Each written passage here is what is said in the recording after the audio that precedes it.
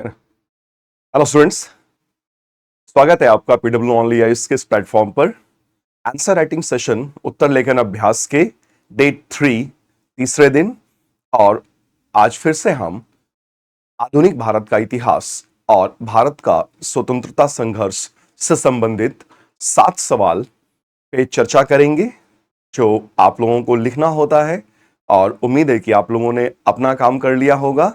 चलिए मिलकर के एक बार फिर से चर्चा करते हैं उन सभी 7 सवालों पर। क्वेश्चन नंबर 1 पे आइएगा। क्वेश्चन नंबर 1 है भारतीय राजनीतिक आकांक्षाओं पर, आकांक्षाएं, इच्छाएं जो हम चाह रहे थे कि अंग्रेज हमें कुछ संवैधानिक सुधार दें, कॉन्स्टिट्यूशनल कंसेशंस। तो भारतीय राजनीतिक आकांक्षाओं पर 1909 के मॉर्ले मिंटो सुधारों या इंडियन काउंसिल्स एक्ट, भारत परिषद अधिनियम के निहित अर्थ जो थे, निहितार्थों का आलोचनात्मक विश्लेषण करना है। ध्यान दीजिएगा, शब्दों पर आलोचनात्मक विश्लेषण करना है, यानी कि सकारात्मक भी और नकारात्मक भी। तो संदर्भ क्या है? संदर्भ है भारतीय राजनीतिक आकांक्षाओं पर 1909 का ये मॉर्ले मिंटो रिफॉर्म्स या भारत परिषद अधिनियम 1909 के तहत जो संवैधानिक रियायतें भारतीयों को उपलब्ध कराई गई, वो कितनी सही थी, कितनी गलत थी। यानी कि कुछ उसमें सकारात्मक चीजें थी हमारे पक्ष में और कुछ चीजें नकारात्मक थी। दोनों पर चर्चा करना होगा, तभी प्रश्न की मांग को पूरा कर पाएंगे, क्योंकि आलोचनात्मक विश्लेषण करने को बोला गया है। इसका अर्थ होता है positives as well as negative, सकारात्मक और नकारात्मक दोनों ही चीजें आपको इसमें लेनी होंगी। तो प्रश्न की मुख्य मांग को समझते हैं। संदर्भ समझ में आ गया? 1909 का मॉर्ले मिंटो रिफॉर्म। तो जब भी इंट्रो देंगे, परिचय देंगे, तो आप भारत परिषद अधिनियम के विषय में संक्षिप्त परिचय दीजिएगा, 25-30 शब्दों से अनधिक, इससे ज्यादा नहीं। ठीक है? तो प्रश्न की मुख्य मांग क्या है? देखिए, पहली मुख्य मांग है कि जो भारतीय राजनीतिक आकांक्षाएं थी, टिकी हुई थी कि हमें क्या मिलेगा, क्या नहीं मिलेगा, क्या मिलेगा, क्या नहीं मिलेगा, 1909 के मॉर्ले मिंटो सुधारों के सकारात्मक प्रभाव, ठीक है, का विश्लेषण, चीरफाड़ विश्लेषण करना है। और इन्हीं आकांक्षाओं पर इन सुधारों के नकारात्मक प्रभाव का विश्लेषण करना है। दोनों पक्ष पर ध्यान देना आपको, दोनों पक्ष पे।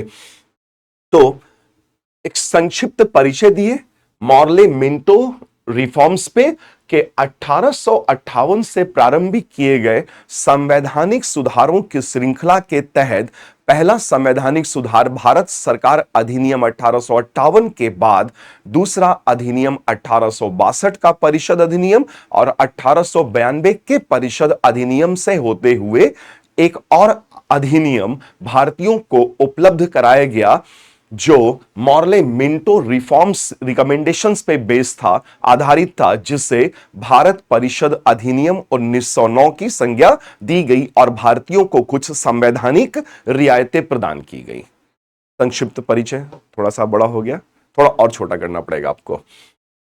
ठीक है, फिर प्रश्न की मुख्य मांग है सकारात्मक और नकारात्मक। अब हमेशा की तरह पॉइंटर्स कलेक्ट करने होंगे आपको, पॉइंटर्स में पॉइंट लेने होंगे। तो पहले हम देखते हैं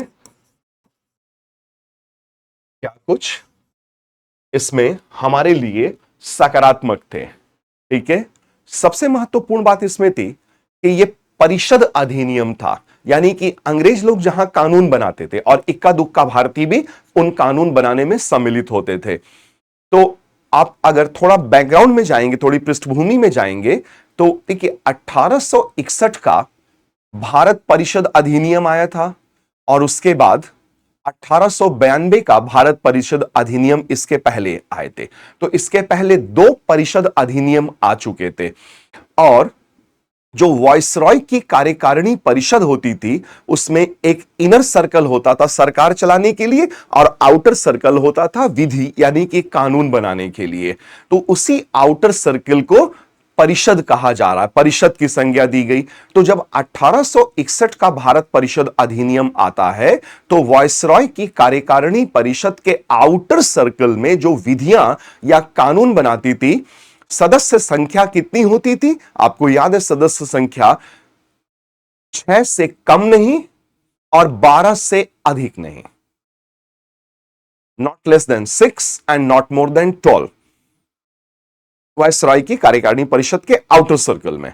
फिर 1892 का भारत परिषद अधिनियम आता है, तो यह आउटर सर्कल में कानून बनाने वाले सदस्यों की संख्या को बढ़ाया जाता है, फिर कर दिया जाता है इसको बढ़ाया जाता है इसको, और कम से कम करके और अधिक से अधिक करके, फिर अधिक से अधिक जो है वो नंबर बढ़ा करके 16 तक ले जाया जाता है कि वॉइसरॉय की कार्यकारिणी परिषद के आउटर सर्कल में जो विधि निर्माण के लिए उत्तरदायी है, अब उसमें 1892 में अधिक से अधिक 16 सदस्य होंगे। तो नंबर बढ़ा, सदस्य संख्या बढ़ी, तो प्रतिनिधित्व बढ़ा। यहां पे क्या परिवर्तन किया गया? यहां पर यह परिवर्तन किया गया कि वॉइसरॉय की कार्यकारिणी परिषद का आउटर सर्कल, जो वास्तव में विधायी परिषद थी, लेजिस्लेटिव काउंसिल, अब उसमें सदस्य संख्या अधिकतम 60 कर दी गई। तो 16 से 60। पहले क्या था? 1861 में कम से कम 6, अधिक से अधिक 12। फिर 4 दोनों लिमिट पे, नीचे लिमिट पे 4 बढ़ाया गया, ऊपरी लिमिट पे बढ़ाया गया, तो ऊपरी लिमिट में 12 से बढ़ के 16 हो गया और यहां पर 60 कर दिया गया। तो एक सकारात्मक बात यह निकल के आती है कि जब विधायी परिषद में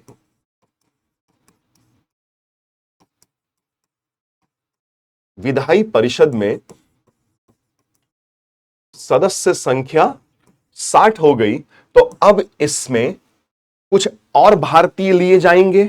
तो इससे एक फायदा यह होगा हमें कि भारतीयों का प्रतिनिधित्व बढ़ा, भारतीयों का प्रतिनिधित्व बढ़ जाएगा। जैसे ही भारतीयों का प्रतिनिधित्व बढ़ेगा, कई महत्वपूर्ण मुद्दों पर चर्चाएं की जाएंगी। महत्वपूर्ण मुद्दों पर चर्चाएं। तो विधायी परिषद का विस्तार होने से हमें काफी फायदा मिला। कितना मिला, यही आपको देखना है, सकारात्मक और नकारात्मक। विधायी परिषद का विस्तार कैसे? सदस्य संख्या 1892 में जो 16 थी, अब वो बढ़कर के 60 हो चुकी थी। तो जाहिर सी बात है, अपने आप ही भारतीयों का प्रतिनिधित्व विधायी परिषद में बढ़ जाएगा। ठीक है, इसके साथ ही साथ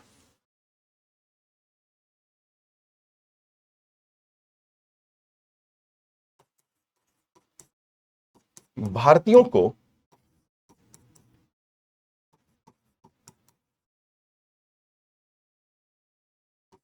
अप्रत्यक्ष रूप से कुछ सदस्यों को चुनने का अधिकार भी प्राप्त हुआ।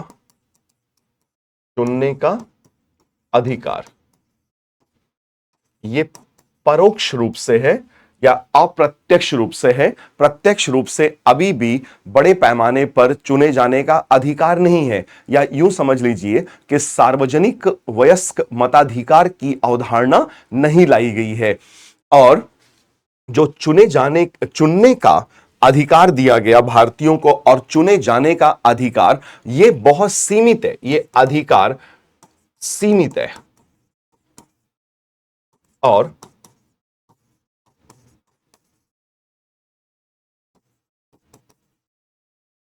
सार्वजनिक वयस्क मताधिकार पर आधारित नहीं है। हालांकि ये पॉइंटर आप नकारात्मक में भी ले सकते हैं, ये तो नकारात्मक में जाएगा ही जाएगा, ये पॉइंटर्स हर हालत में जाएगा, है ना। तो अब जब भारतीयों की सदस्य संख्या या भारतीयों का प्रतिनिधित्व तो बढ़ेगा तो महत्वपूर्ण मुद्दों पर चर्चा होगी और कुछ भारतीय चुन करके विधायी परिषद में जाएंगे और वो वहां पर बेहद महत्वपूर्ण भूमिका निभाएंगे। जैसे कि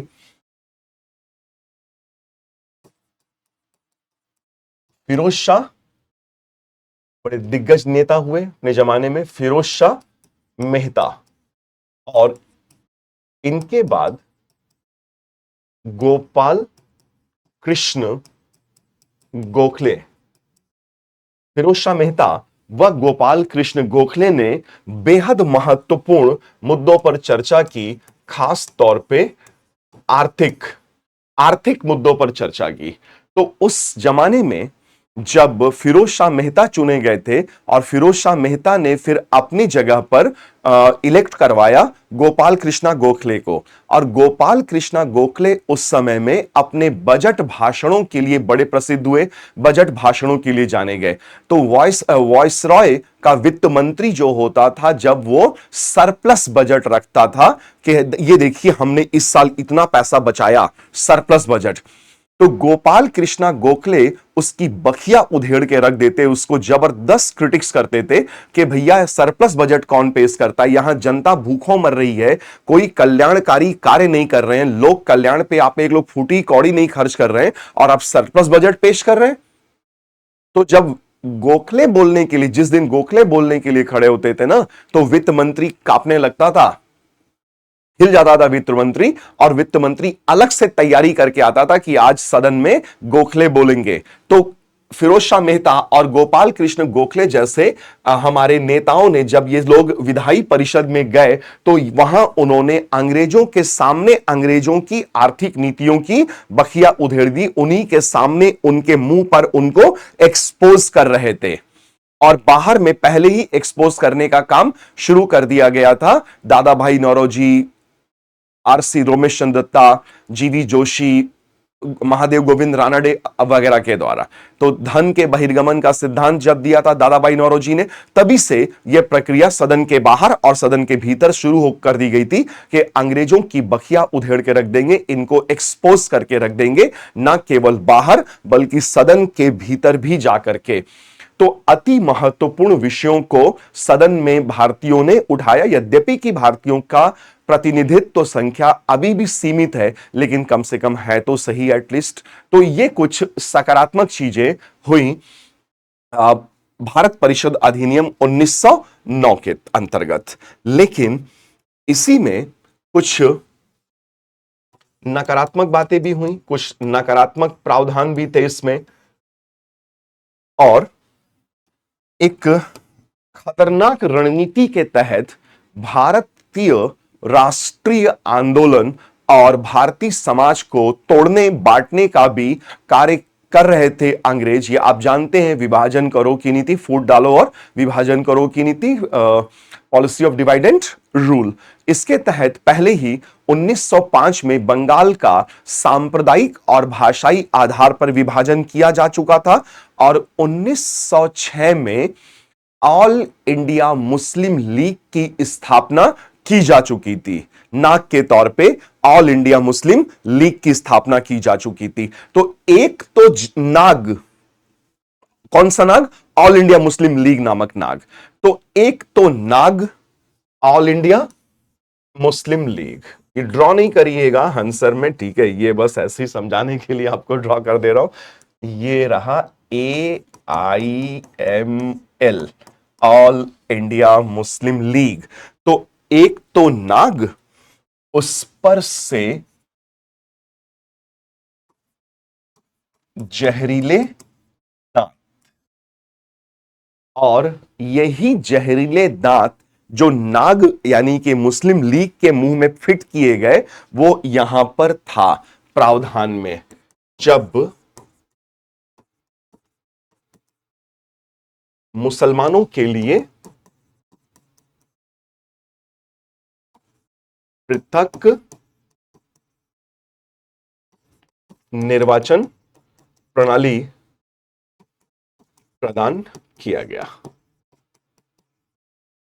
यही था फूट डालो और राज करो की नीति, कि इंडियंस को बांटो, क्योंकि इनका राष्ट्रीय आंदोलन तेजी से कमजोर होता जा रहा, मजबूत होता जा रहा था। तो मजबूत होते राष्ट्रीय आंदोलन को कमजोर करने का एक बेहतरीन तरीका अंग्रेजों के पास था कि दो बड़े समुदायों, हिंदुओं और मुसलमानों को आपस में बांट दो, और जब ये बटेंगे, कमजोर पड़ेंगे, तो खुद ब खुद इनका राष्ट्रीय आंदोलन भी कमजोर पड़ जाएगा। तो मुसलमानों के लिए पृथक निर्वाचन प्रणाली प्रदान किया गया। अब जब इसके तहत देखिए, इसमें क्या हुआ, ना केवल कुछ सीटें मुस्लिमों के लिए आरक्षित की गई,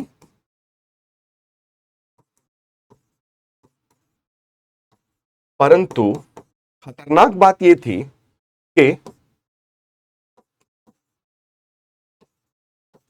वोट देने का, उन आरक्षित सीटों पर वोट देने का, मत देने का अधिकार भी सिर्फ मुसलमानों को दिया गया, सिर्फ मुसलमानों को।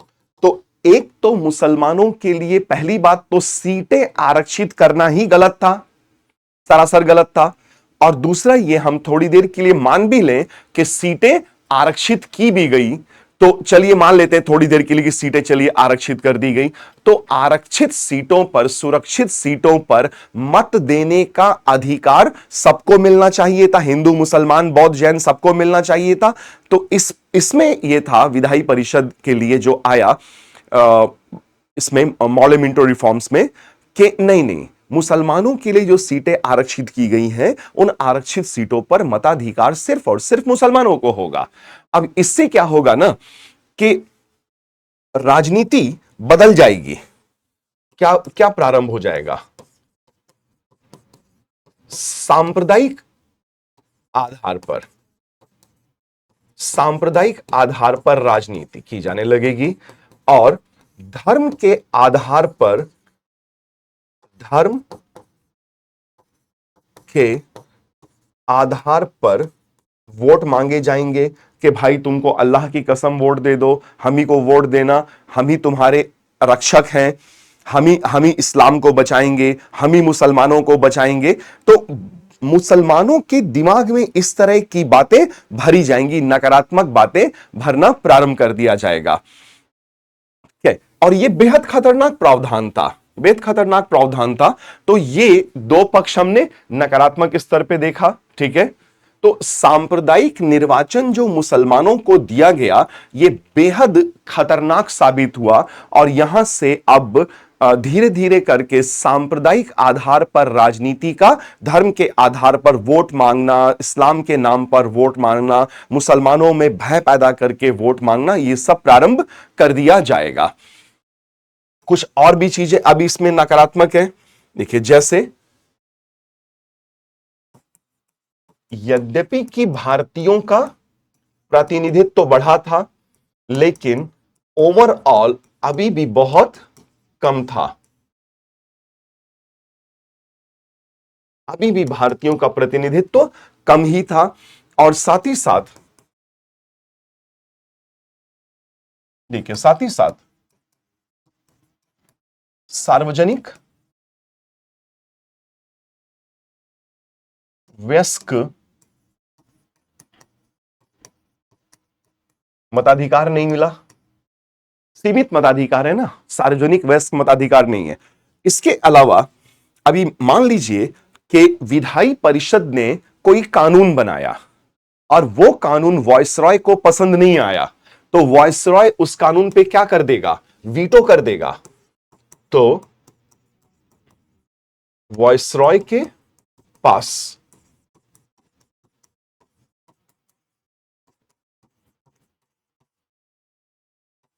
वीटो शक्ति, वॉइसरॉय के पास वीटो शक्ति बनी रही। इसके अलावा अभी भी महत्वपूर्ण मुद्दों पर चर्चा या कानून नहीं बनाया जा सकता था, जैसे रक्षा एवं वित्त, रक्षा एवं वित्त जैसे मामले सदन से यानी कि विधायी परिषद से पृथक ही रखे गए। ठीक है, ये वॉइसरॉय के लिए, इस पे कोई भी छेड़छाड़ सदन या विधायी परिषद नहीं कर सकता था। ठीक है, तो इस तरह से हमने देखा कि जो मॉर्ले मिंटो रिफॉर्म्स आए, भारतीय राजनीति आकांक्षाओं पर 1909 के मॉर्ले मिंटो सुधारों के निहितार्थों का आलोचनात्मक विश्लेषण कर दिया। तो हमने पहले सकारात्मक लिया और कुछ पॉइंटर्स में, और कुछ पॉइंटर्स में नकारात्मक लिया, और लास्ट में निष्कर्ष के संवैधानिक सुधारों की कड़ी में 1909 का भारत परिषद अधिनियम एक महत्वपूर्ण अधिनियम था, जिसके कुछ सकारात्मक और कुछ नकारात्मक नकारात्मक परिणाम निकले। और जो नकारात्मक परिणाम निकले वो दूरगामी नकारात्मक परिणाम, उनके दूरगामी नकारात्मक परिणाम निकले। जैसे मुसलमानों के लिए जो पृथक निर्वाचन प्रणाली दिया गया, इससे अंततः भारत देश के विभाजन की नींव पड़ रही है। तो निष्कर्ष ऐसे दे करके फिर आपको इसको द एंड करना होगा, वाइंड अप करना होगा इस क्वेश्चन पर।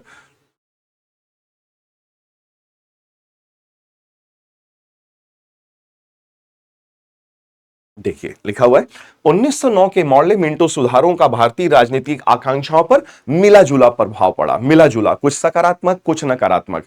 यद्यपि कि जो नकारात्मक परिणाम आए वो कहीं अधिक खतरनाक दिखाई दिए लॉन्ग रन में, दूरगामी परिणामों में। उन्होंने प्रतिनिधित्व और राजनीतिक संवाद बनाने की दिशा में कदम उठाया, जबकि विभाजनकारी तत्वों को भी शामिल किया गया, और प्रमुख क्षेत्रों पर ब्रिटिश नियंत्रण, रक्षा, वित्त, आरक्षा, ठीक है ना, इन महत्वपूर्ण विषयों पर अभी भी ब्रिटिश नियंत्रण बनाए रखा। तो इसमें संभावनाएं भी थी और सीमाएं भी थी, दोनों चीजें थी, जिसने भारतीय स्वतंत्रता आंदोलन के भविष्य के पथ को एक नया आकार दिया। ये हो गया एक सवाल।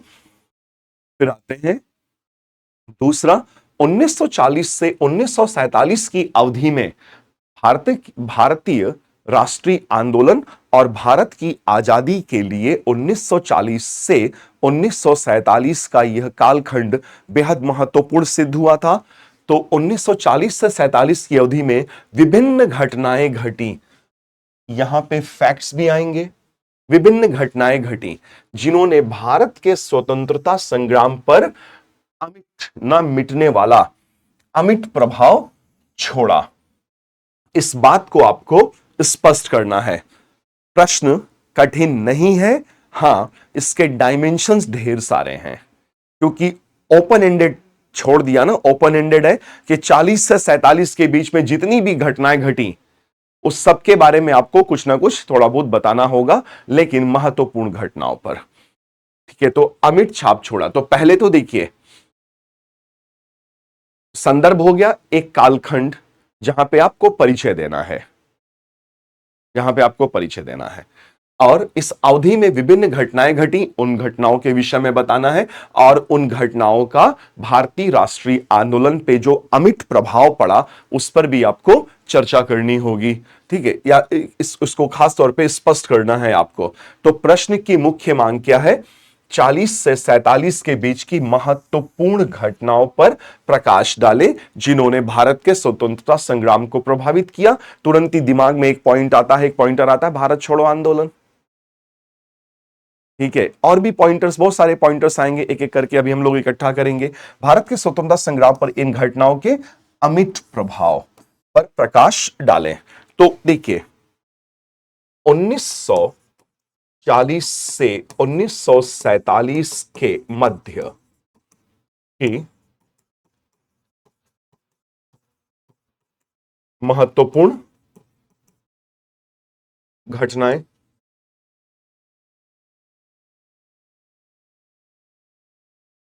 ठीक, महत्वपूर्ण घटनाएं। अब घटनाएं बहुत सारी हैं, हम उन्हें थोड़ा संगठित तरीके से एकत्रित करें तो अच्छा रहेगा। जैसे इसी में चल रहा था उस समय सत्ता के हस्तांतरण, हस्तांतरण, एक हाथ से दूसरे हाथ में जाना, अंग्रेजों के हाथ से निकल के भारतीयों के हाथ में आना।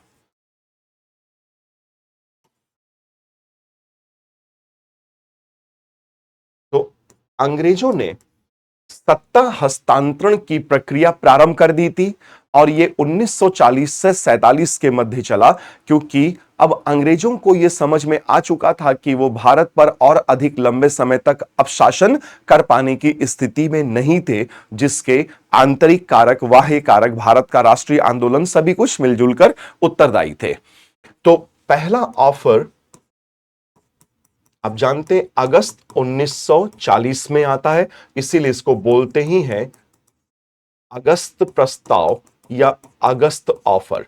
इसकी सबसे महत्वपूर्ण बात यह थी कि भारत का संविधान, भारत का संविधान प्रमुखतः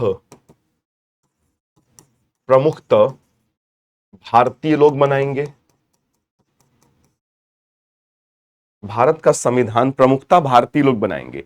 ऑफर रिजेक्ट कर दिया गया था, क्योंकि ये जो भी ऑफर दिया जा रहा था वो द्वितीय विश्व युद्ध बीत जाने के बाद अवेलेबल कराया जाएगा, और द्वितीय विश्व युद्ध चल रहा था इसी समय। कौन हारेगा, कौन जीतेगा, क्या पता, क्या नहीं पता, तो ये बाद में अवेलेबल कराया जाएगा।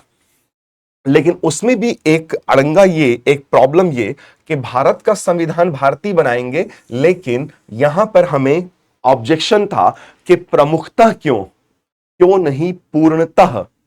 तो पहली बार अगस्त 1940 में भारत के लोगों को बोला गया कि आप लोग अपना संविधान बनाइए, पहली बार, लेकिन वो भी प्रमुखतः, पूर्णतः नहीं। तो यहां ऑब्जेक्शन किया हमने। इसके बाद मार्च 1942 में आप जानते हैं क्रिप्स मिशन के कई प्रस्ताव आए, और इसमें एक ये था कि भारत का संविधान पूर्णतः भारतीय बनाए, भारत का संविधान पूर्णतः भारतीय बनाए। चलिए, ये तो बहुत अच्छी बात है, पूर्णतः भारतीय बनाएंगे, लेकिन समस्या वही, जो कुछ भी ऑफर मिलेगा युद्ध के बाद मिलेगा, सेकेंड वर्ल्ड वॉर के बाद मिलेगा। लेकिन दूसरी समस्या यहां यह आती है कि यदि कोई प्रांत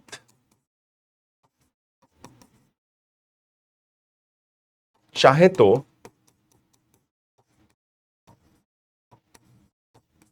केंद्रीय संविधान को खारिज कर स्वयं का संविधान बना ले, स्वयं का संविधान बना ले, वह उसका स्टेटस पृथक देश का हो जाएगा। मतलब भारत को कई टुकड़ों में तोड़ के वापस जाने का प्लान यहां पर किया गया था क्रिप्स मिशन में। ठीक है, इसके बाद 1945 में शिमला में कॉन्फ्रेंस का आयोजन करते हैं वायसरॉय, और एक प्लान देते हैं, उसको बोला जाता है वेवल प्लान। वेवल प्लान में यह ऑफर दिया गया कि वायसरॉय की कार्यकारिणी परिषद में वायसरॉय और कमांडर इन चीफ को छोड़कर अन्य सभी जितने भी लोग होंगे, जो यूनियन मिनिस्टर, जो मंत्री लोग होंगे, वो सब के सब भारतीय होंगे। बहुत बढ़िया, इसमें तो कोई दिक्कत नहीं था। और यह भी बोला गया कि जो एक्सटर्नल अफेयर्स का मामला है, विदेश मंत्रालय, वह भी एक भारतीय, वायसरॉय की कार्यकारिणी परिषद के एक भारतीय सदस्य को दिया जाएगा। तो यह ऑफर अच्छा था, लेकिन इस बार चूंकि अच्छा ऑफर था तो मुस्लिम लीग ने टांग अड़ा दी। मुस्लिम लीग ने बोला कि वायसरॉय के कार्यकारिणी परिषद में जितने भी मुसलमान लोग जाएंगे, मुसलमान सदस्य जाएंगे, वो सिर्फ और सिर्फ मुस्लिम लीग से जाएंगे, ना कि कांग्रेस पार्टी या किसी अन्य दल से। अजीब अड़ंगा था। तो इस बार खींच करके वायसरॉय ने खुद ही ऑफर वापस ले लिया कि बाढ़ में जाओ मुस्लिम लीग, हमको ये ऑफर देना ही नहीं है। तो वॉइसरॉय इस बात पर डिसएग्री कर गया कि ऐसा थोड़ी ना है कि सारे मुसलमान सदस्य जो आएंगे वो वॉइसरॉय की कार्यकारिणी परिषद में वो सिर्फ मुस्लिम लीग से आएंगे। तो यहां ये भी सक्सेसफुल नहीं रहा। और इसके बाद एक बेहद महत्वपूर्ण ऑफर हमें मिला और वो मिला मार्च 1946 में। आप जानते हैं इसे, cabinet mission plan. Cabinet mission plan, cabinet mission plan जब आया तो इसके दो उद्देश्य थे, दो बेहद महत्वपूर्ण उद्देश्य थे। पहले संविधान बनाओ भैया आप लोग अपना, तब तक विश्व युद्ध खत्म हो चुका था। संविधान निर्मात्री सभा, कॉन्स्टिट्यूएंट असेंबली, और दूसरा इस सत्ता के हस्तांतरण के लिए अंतरिम सरकार का गठन किया जाएगा। इतनी महत्वपूर्ण चीजें हो गई। तो एक तरफ हमने पूरा पॉइंटर इकट्ठा किया जो सत्ता के हस्तांतरण से संबंधित, फिर राष्ट्रीय आंदोलन से संबंधित जो बिंदु हैं, जो पॉइंटर्स है, वो हम इकट्ठा कर लेते हैं। जैसे इसी समय सशक्त भारत छोड़ो आंदोलन प्रारंभ किया गया था 8 अगस्त के महीने में 1942 को, और यह वास्तव में आजादी की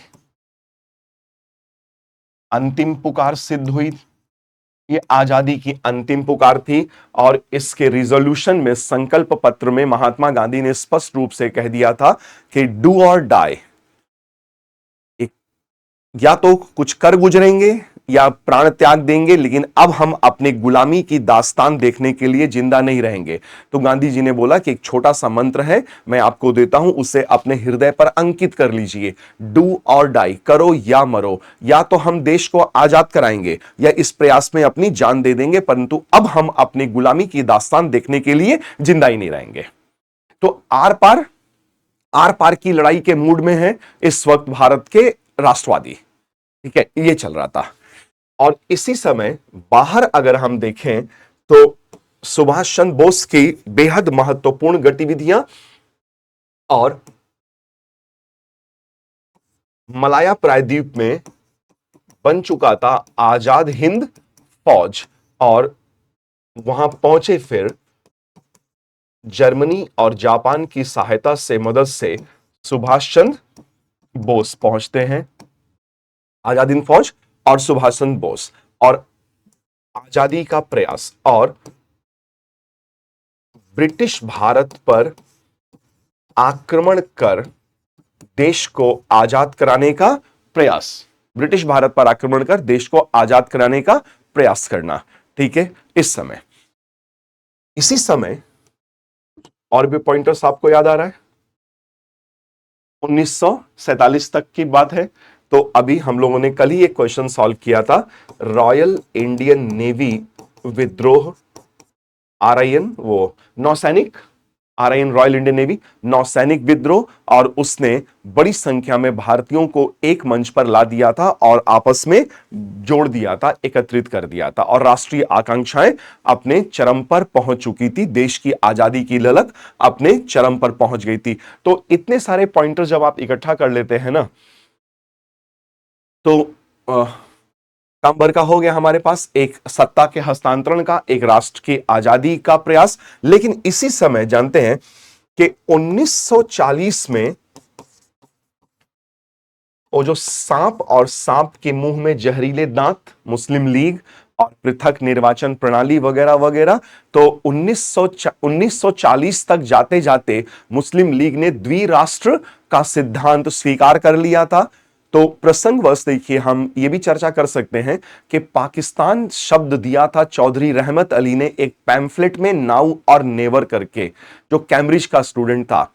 तो P Punjab, A अफगानिया, K Kashmir, I for Indus यानी कि सिंध, और स्थान स्टैंड्स फॉर बलोचिस्तान। 1934, तो 1934 में जब चौधरी रहमत अली ने पाकिस्तान शब्द दिया था, तो उस समय मुस्लिम लीग ने इसे पूरी तरह से खारिज कर दिया था। बोले नहीं नहीं, एक शैतान बच्चे के शैतानी खोपड़ी की उपज है, हमारा इससे कुछ भी लेना देना नहीं है। लेकिन जब 1937 के विधानसभा चुनाव हुए ना, और 1937 के विधानसभा चुनाव में मुस्लिम लीग को यह उम्मीद थी कि सीटें निकाल ले जाएगी, खास तौर पे मुसलमानों के लिए आरक्षित सीटों में से ज्यादातर निकाल ले जाएगी, तो कुछ भी नहीं मिला मुस्लिम लीग को। इवन 4%, कुल मुसलमान वोट का ही 4% मिला, तो मुस्लिम लीग कहीं सरकारी नहीं बना पाई। तो मोहम्मद अली जिन्ना के पैरों तले जमीन खिसक गया कि ये इनका तो पूरा पॉलिटिकल करियर खतरे में पड़ गया था। आंख के आगे अंधेरा छा गया, कान से चिड़िया उड़ गई थी मोहम्मद अली जिन्ना के।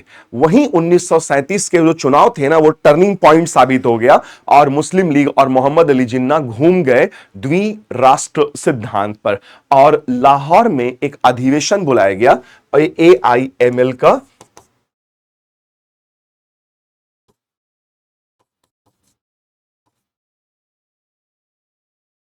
लाहौर अधिवेशन, और वहीं पे रख दी गई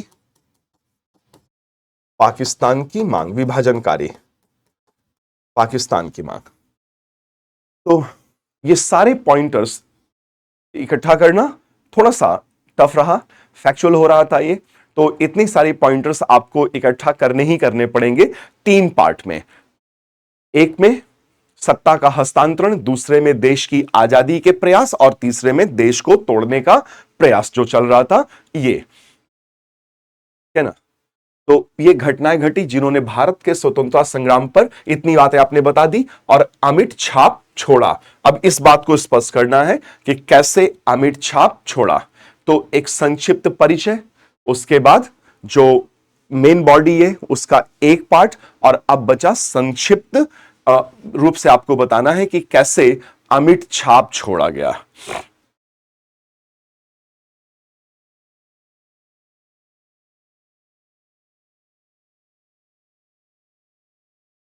देखिए, अमिट छाप यानी कि स्थायी प्रभाव।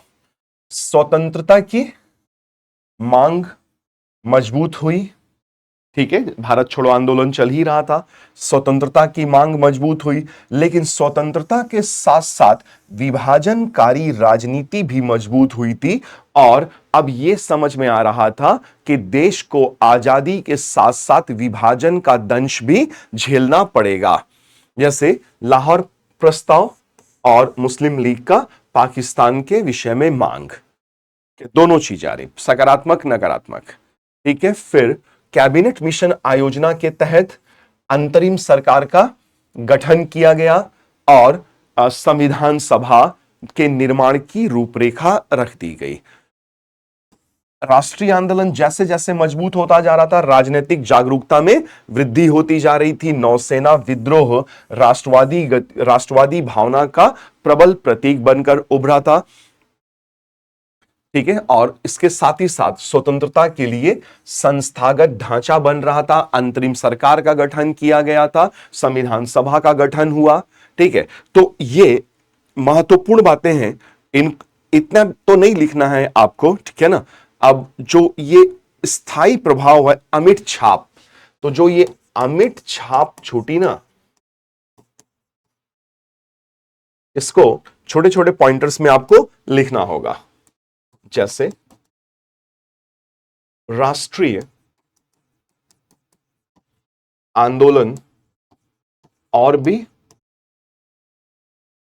मजबूत हुआ, उसका उदाहरण भारत छोड़ो आंदोलन, और आजादी की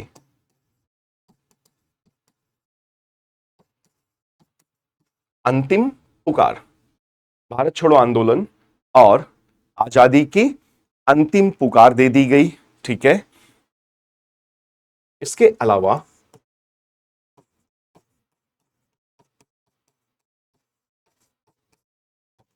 जन जागरूकता में वृद्धि, सामान्य पॉइंट है, किसी में भी आप इसको ठूस सकते हैं। जन जागरूकता में वृद्धि व लोगों में एकता का भाव बढ़ा, विशेषकर आजाद हिंद फौज और रॉयल इंडियन नेवी के योगदान से और भारत छोड़ो आंदोलन के, ठीक है, तो स्वतंत्रता की मांग मजबूत हुई। इसके अतिरिक्त आजादी के लिए संस्थागत ढांचे का विकास हुआ। संस्थागत ढांचा, तो जो इंस्टीट्यूशनल स्ट्रक्चर बना, संस्थागत ढांचा बना, उसमें कैबिनेट मिशन प्लान की महत्वपूर्ण भूमिका रही। और पहला काम तो ये हो गया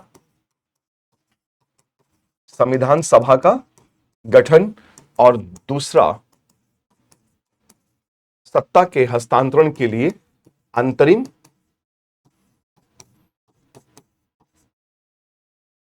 सरकार का गठन कर दिया गया। और फिर धीरे धीरे करके इसी अंतरिम सरकार को अंग्रेजों ने सत्ता सौंप दी थी। ठीक है, तो ये हो गया जन जागरूकता, राजनीतिक जागरूकता में वृद्धि, राष्ट्रीय आंदोलन मजबूत हुआ। लेकिन राष्ट्रीय आंदोलन तो एक तरफ मजबूत हुआ, वहीं दूसरी तरफ पाकिस्तान के निर्माण का मार्ग भी तो प्रशस्त होता गया ना।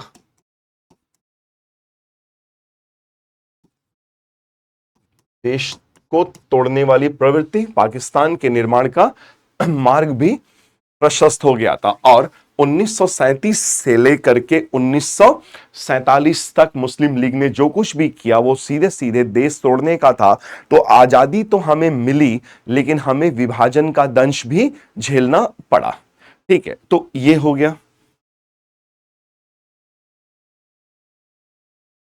तो इसमें देखिए, ये हमने डिस्कस कर लिया, और यहां पर आपको अब निष्कर्ष देना होगा। निष्कर्षतः 1940 से 47 की अवधि ये बेहद महत्वपूर्ण रहा भारत के लिए। कई महत्वपूर्ण घटनाएं घटी, जिसमें न केवल भारत के स्वतंत्रता संग्राम पर महत्वपूर्ण असर पड़ा, प्रभाव पड़ा, न केवल स्वतंत्रता की मांग को तीव्र किया, बल्कि आधुनिक भारत और पाकिस्तान का गठन, देश के बंटवारे की भी नींव रख दी।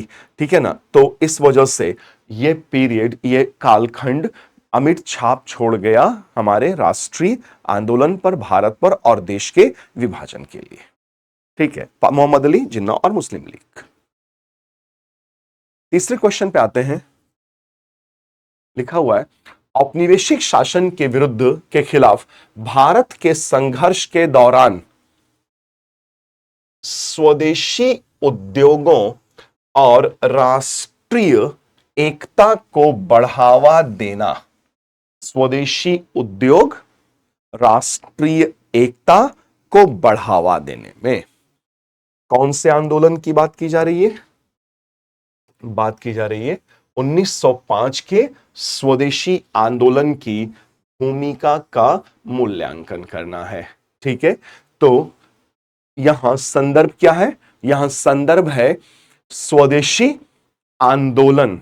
स्वदेशी आंदोलन 1905, 7 अगस्त 1905। तो रेफरेंस हमें मिल गया, स्वदेशी आंदोलन सेंट्रल थीम। परिचय हम इसी का दे देंगे कि 7 अगस्त या अगस्त 1905 में प्रारंभ किया गया स्वदेशी आंदोलन भारतीय राष्ट्रीय आंदोलन में मील का एक पत्थर साबित हुआ, और राष्ट्रीय आंदोलन ने यहीं से एक लंबी छलांग लगाई और नरमपंथी राजनीति पीछे छूटी, और राष्ट्रीय आंदोलन एक नए चरण में प्रवेश कर गया, जिसे गरमपंथी आंदोलन कहते हैं। और नेतृत्व अब लाल बाल पाल और अरविंदो घोष ने संभाल लिया था, और यह अत्यधिक महत्वपूर्ण बदलाव था राष्ट्रीय आंदोलन में। संक्षिप्त परिचय, आप अपने हिसाब से भी परिचय लिख सकते हैं, जरूरी नहीं है कि आप जो मैंने बोला वही परिचय दीजिए। थोड़ा सा हट के कुछ अलग से भी आप लिख सकते हैं, कुछ बढ़िया, कुछ कैची लाइन लिख सकते हैं, ठीक है, कोई और चीज लिख सकते हैं। तो आमतौर पे इसी के इर्द गिर्द रहेगा परिचय। तो प्रश्न की मुख्य मांग है स्वदेशी उद्योगों को बढ़ावा देना, और उस स्वदेशी आंदोलन की भूमिका इसमें क्या रही। तो स्वदेशी उद्योग धंधों को बढ़ावा देने में स्वदेशी आंदोलन की भूमिका, और इस दौरान राष्ट्रीय एकता को प्रोत्साहित करने में स्वदेशी आंदोलन किस हद तक सफल रहा, स्वदेशी आंदोलन की भूमिका। दो पक्ष है, तो परिचय दिया आपने। परिचय देने के बाद मुख्य बात पर आएंगे। स्वदेशी उद्योग धंधों को बढ़ावा। तो पॉइंटर्स कलेक्ट करना होगा हमें फिर से। स्वदेशी आंदोलन व स्वदेशी उद्योगों को बढ़ावा।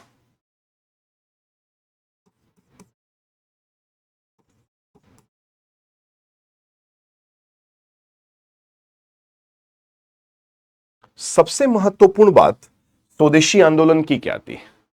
कौन सी वो रणनीति थी जिसने राष्ट्रीय आंदोलन में नरमपंथी दौर को पीछे छोड़ दिया, जो 1885 से 1905 के बीच में चला रहा था, और 1905 के इस स्वदेशी आंदोलन से भारत का राष्ट्रीय आंदोलन एक नए चरण में पहुंच गया और एक लंबी जंप मार गया, लंबी छलांग मार गया। वो कार्यक्रम क्या था? उसी से स्वदेशी भी जुड़ा हुआ है। देखिए, इसमें सबसे महत्वपूर्ण था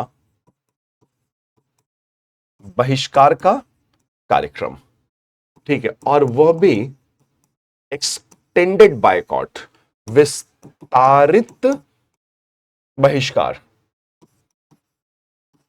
विस्तारित बहिष्कार मतलब हर उस चीज का बहिष्कार, हर उस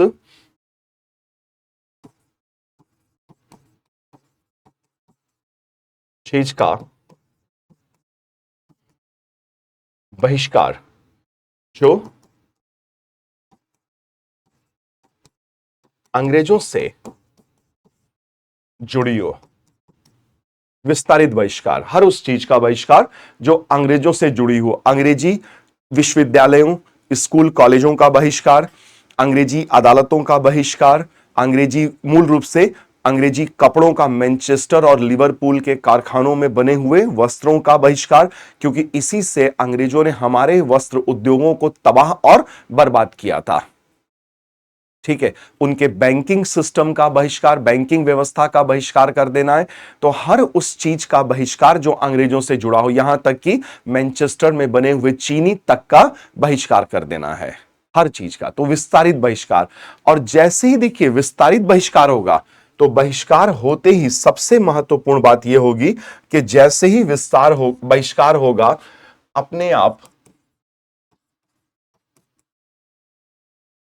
आप ही बढ़ावा मिलेगा स्वदेशी को बढ़ावा मिलेगा, और स्वदेशी उद्योग धंधे बढ़ेंगे। स्वदेशी उद्योग धंधे बढ़ने लगेंगे। और आप जानते हैं इसी समय का प्रोडक्ट था, उत्पाद था Tata iron and steel company. स्वदेशी आंदोलन के समय का उपज था ये, Tata iron and steel company TISCO, और दूसरा बंगाल केमिकल्स फैक्ट्री, जिसको स्थापित किया था पीसी रे, प्रफुल्ल चंद रे ने बंगाल केमिकल्स फैक्ट्री की स्थापना की थी। ठीक है, तो इस तरह से आपको पॉइंटर्स निकालने हैं।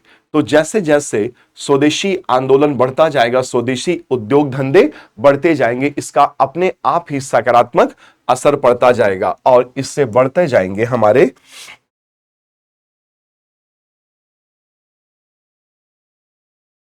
लघु व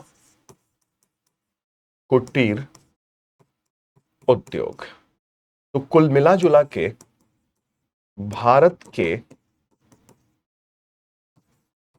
हस्तकरघा उद्योगों को बढ़ावा मिलेगा। भारत के हस्तकरघा उद्योगों को बढ़ावा दिया जाएगा, बढ़ावा मिलेगा।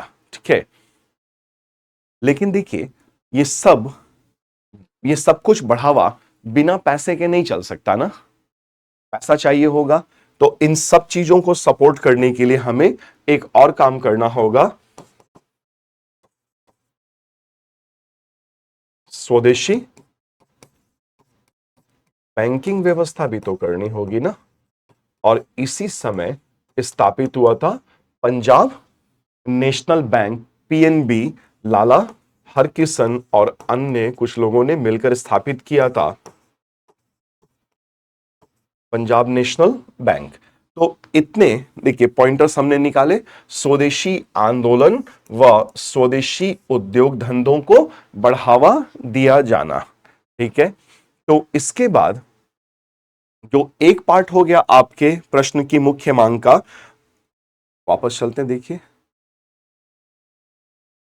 स्वदेशी उद्योगों को बढ़ावा देने से संबंधित, और दूसरा राष्ट्रीय एकता को बढ़ावा। तो मुख्य मांग का जो प्रश्न का मेन बॉडी है उसका एक पार्ट हमने लिखा और दूसरा है राष्ट्रीय एकता को बढ़ावा। तो स्वदेशी आंदोलन व स्वदेशी उद्योग धंधों को बढ़ावा और साथ ही साथ राष्ट्रीय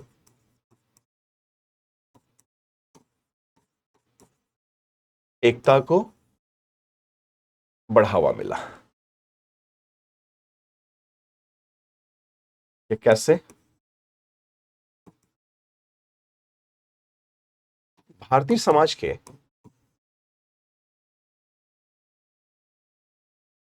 एक बड़े वर्ग की भागीदारी हुई,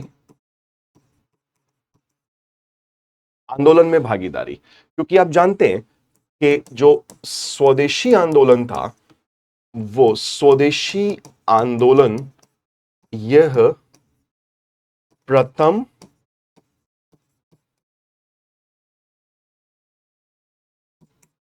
जन आंदोलन था, प्रथम जन आंदोलन जिसमें बड़ी संख्या में लोगों की भागीदारी सुनिश्चित हुई थी। मैस मूवमेंट था, जन आंदोलन था। और इसके लिए हमारे गर्मपंथी नेताओं ने तरह तरह के प्रयास किए थे। तिलक ने गणपति महोत्सव मनाया, शिवाजी महोत्सव मनाया, थिएटर का इस्तेमाल किया गया, जतरा बंगाल की तरफ जतरा नाम के थिएटर शोज का इस्तेमाल किया गया।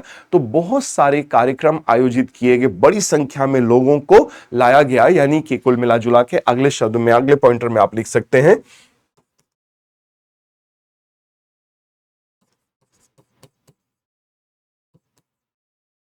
कई लोगों का राष्ट्रीय आंदोलन में समावेशन किया गया, इंक्लूजन, समावेशन किया गया।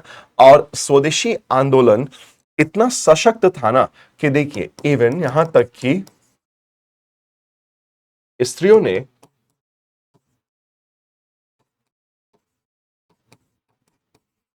विदेशी चूड़ियां पहनने से इनकार कर दिया। जो वॉशरमैन लोग थे उन्होंने विदेशी मैनचेस्टर के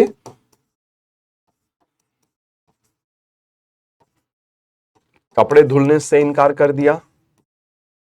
और यहां तक कि पुरोहितों ने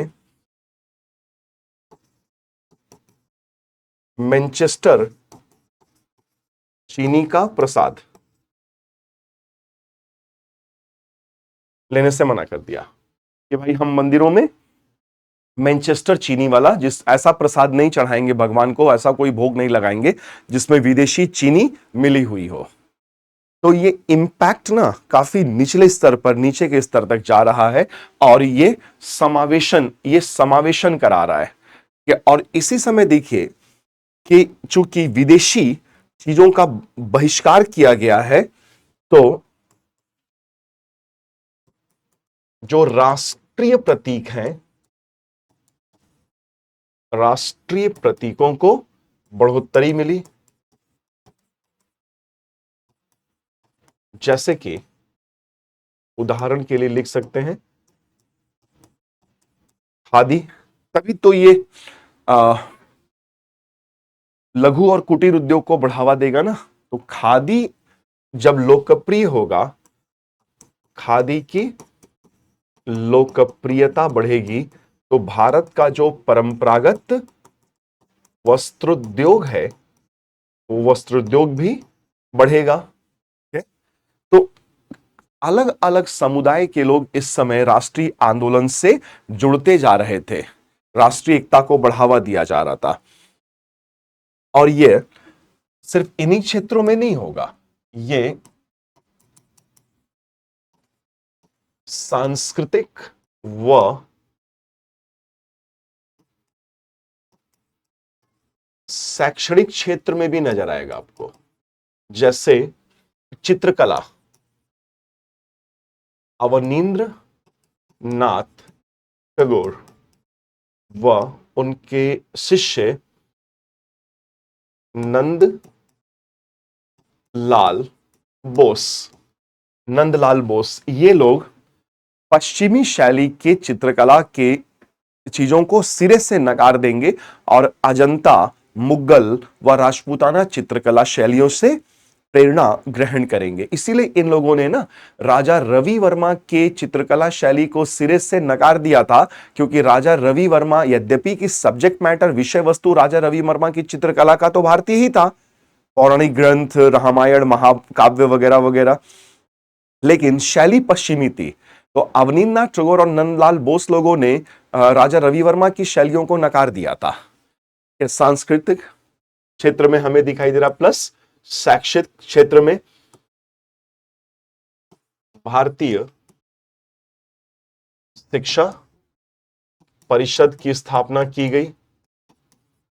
भारतीय शिक्षा परिषद की स्थापना हुई इसी समय, और एक कॉलेज भी बना, बंगाल नेशनल कॉलेज, और इसके प्रथम प्राचार्य बने अरविंदो घोष, गरमपंथी नेता अरविंदो घोष। इसी समय गुरुदेव रविन्द्रनाथ टैगोर ने एक यूनिवर्सिटी भी बनाया था कि प्रकृति के बीच रहकर पढ़ाई किया जाए, शांति निकेतन विश्वविद्यालय। तो इतने सारे जब कदम उठाए गए तो जाहिर सी बात है राष्ट्रीय एकता को तो महत्व मजबूत होना ही होना था। और ये भी देखिए कि ये चूंकि बंगाल के विभाजन के विरोध में स्वदेशी आंदोलन प्रारंभ हुआ था, तो लेकिन बंगाल का तो विभाजन 16 अक्टूबर 1905 को अंग्रेजी सरकार ने कर दिया था। तो लोगों ने प्रतीक, एकता के प्रतीक के रूप में एक दूसरे के हाथों पर राखियां बांधी, इससे भी तो राष्ट्रीय एकता बढ़ेगी। पैदल मार्च किया, प्रभात फेरियां निकाली, वंदे मातरम के गीत गाए। तो इस सब कुछ एक ऐसा बेहतरीन बढ़िया माहौल बना जिससे लगातार राष्ट्रीय एकता इस दौर में मजबूत हो रही थी। तो यही प्रश्न है, औपनिवेशिक शासन के खिलाफ भारत के संघर्ष के दौरान स्वदेशी उद्योगों और राष्ट्रीय एकता को बढ़ावा देने में स्वदेशी आंदोलन की भूमिका का मूल्यांकन कीजिए। ठीक है,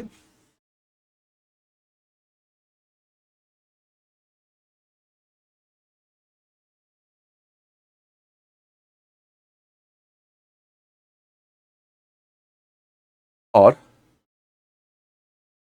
फिर एक निष्कर्ष, इस स्वदेशी आंदोलन ने औपनिवेशिक शासन के खिलाफ भारत की लड़ाई के दौरान स्वदेशी उद्योगों को बढ़ावा देने और राष्ट्रीय एकता को प्रोत्साहित करने में महत्वपूर्ण भूमिका निभाई। आर्थिक आत्मनिर्भरता को प्रोत्साहित करके और वित्तीय समूहों को एक साझा उद्देश्य के तहत एकजुट करके इसने भारत के स्वतंत्रता संघर्ष को मजबूत करने में महत्वपूर्ण योगदान दिया तथा राष्ट्र के इतिहास में एक स्थायी विरासत छोड़ी है। ठीक है, ये पूरा हुआ। फिर आते हैं प्रश्न संख्या 4 पे। एक बार पढ़िएगा प्रश्न संख्या 4 को। लिखा हुआ है कांग्रेस के बारे में, रेफरेंस है कांग्रेस का सेंट्रल थीम, भारतीय राष्ट्रीय कांग्रेस पर समाजवादी विचार, समाजवादी प्रभावों।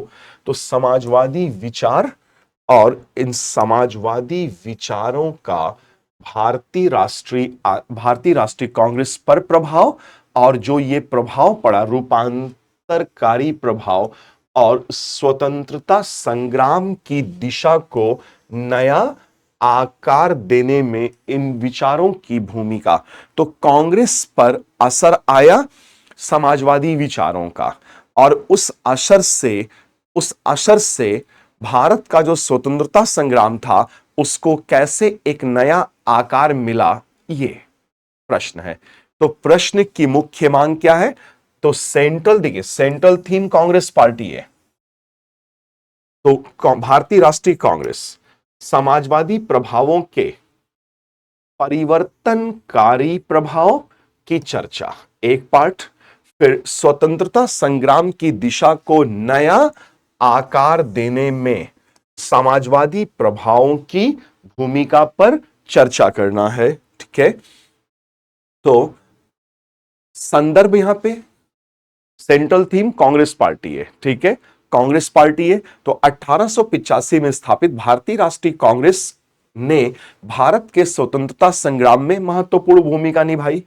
ठीक है, 1920 के दशक की शुरुआत से लेकर 1940 के दशक के मध्य तक भारतीय राष्ट्रीय कांग्रेस के भीतर समाजवादी प्रवृत्तियां उभरने लगी, जिसने इनकी रणनीति और उद्देश्य को महत्वपूर्ण रूप से प्रभावित किया।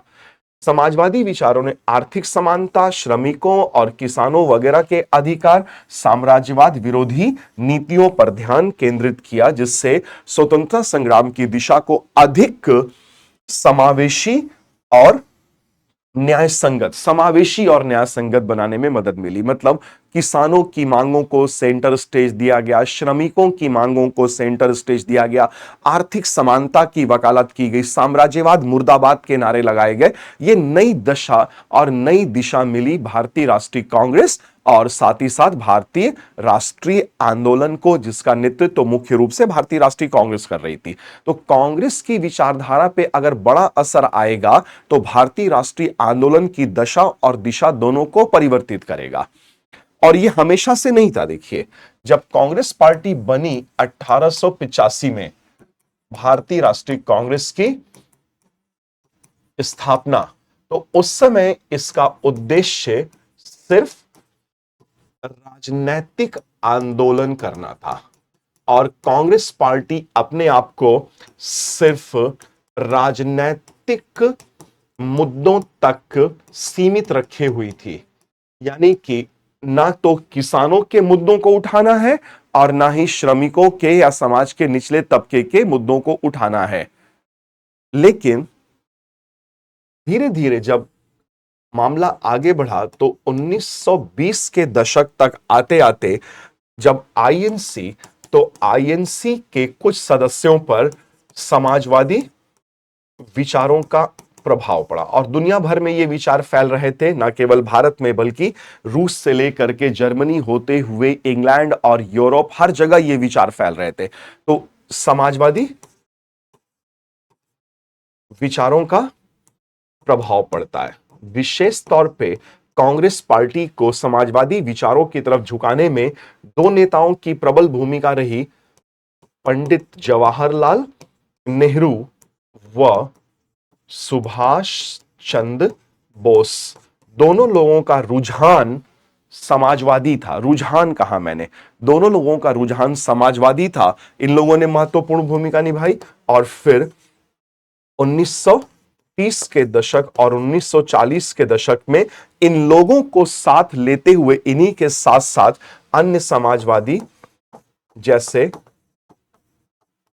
जयप्रकाश नारायण, राम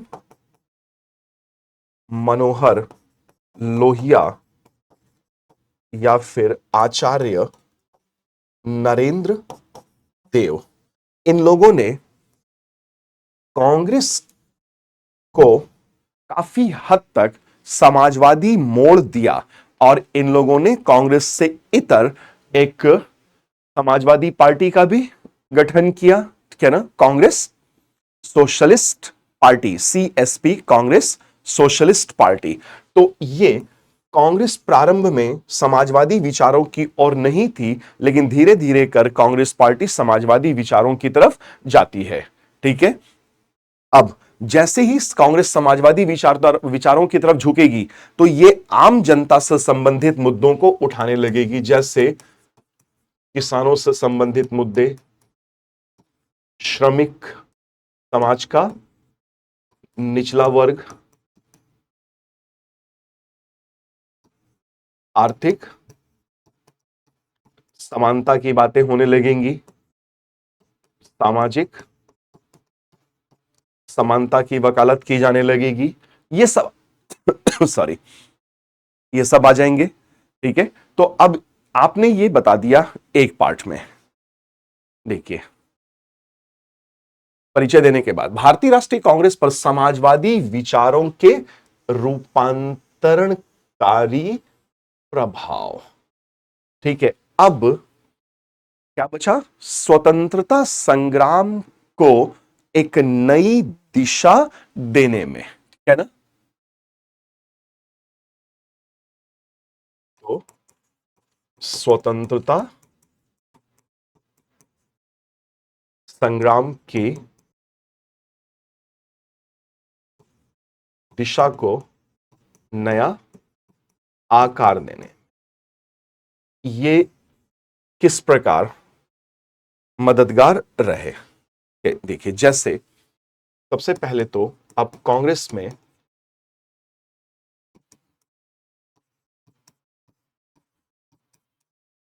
किसानों के मुद्दों को उठाया जाने लगा। इसके लिए देखिए, इसके लिए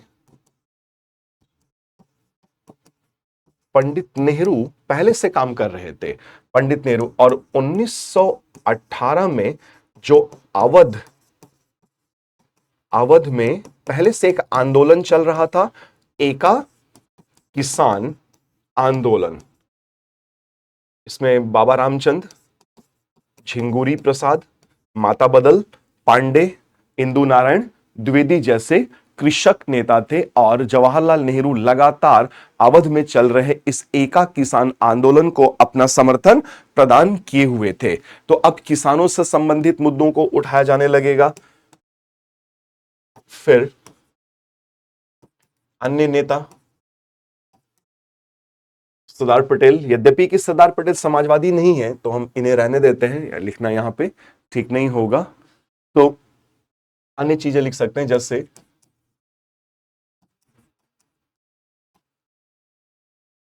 जमींदारी उन्मूलन की बातें होने लगी, काश्तकारी सुधार, कृषि रूपांतरण आदि पर फोकस किया जाने लगा। इसके अलावा देखिए, इसके अलावा मजदूरों से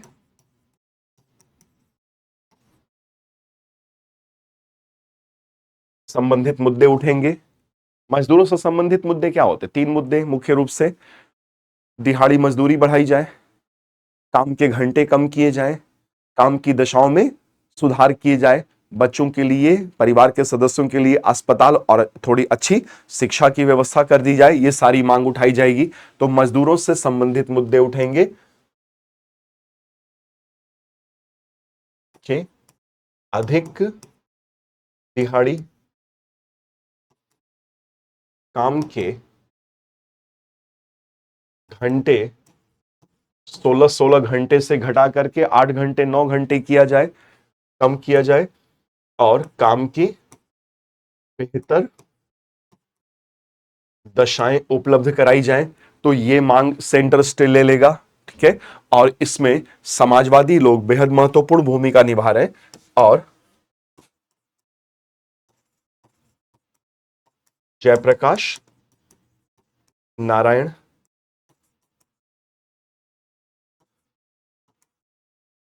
ऐसे पॉइंटर्स लेते जाइए, आचार्य नरेंद्र देव, जयप्रकाश नारायण और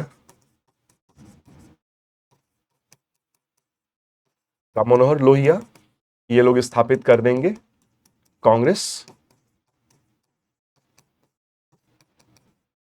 सोशलिस्ट पार्टी, जो कांग्रेस के साथ मिलकर के कार्य करेगी और कांग्रेस को समाजवादी रुझान देगी। और ये लोग बेहद महत्वपूर्ण भूमिका निभाएंगे भारत छोड़ो आंदोलन में, क्विट इंडिया मूवमेंट में भी बेहद महत्वपूर्ण भूमिका निभाते हैं जयप्रकाश नारायण, आचार्य नारायण देव वगैरह। और इसी के साथ साथ देखिए,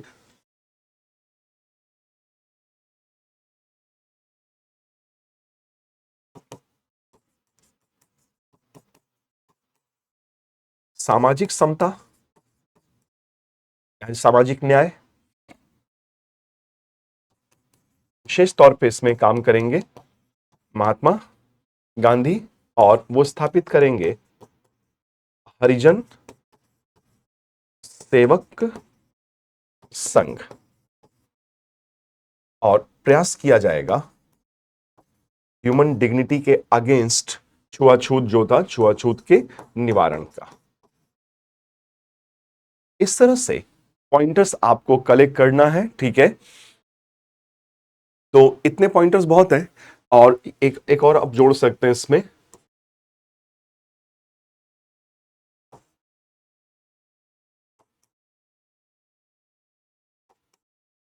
साम्राज्यवाद का विरोध, ठीक है। तो इतना कुछ करने के बाद तब जाकर के आपका प्रश्न पूरा होता है और अच्छे मार्क्स मिलने की पॉसिबिलिटी, संभावना बढ़ती है, ठीक है ना। और लास्ट में निष्कर्ष आएगा।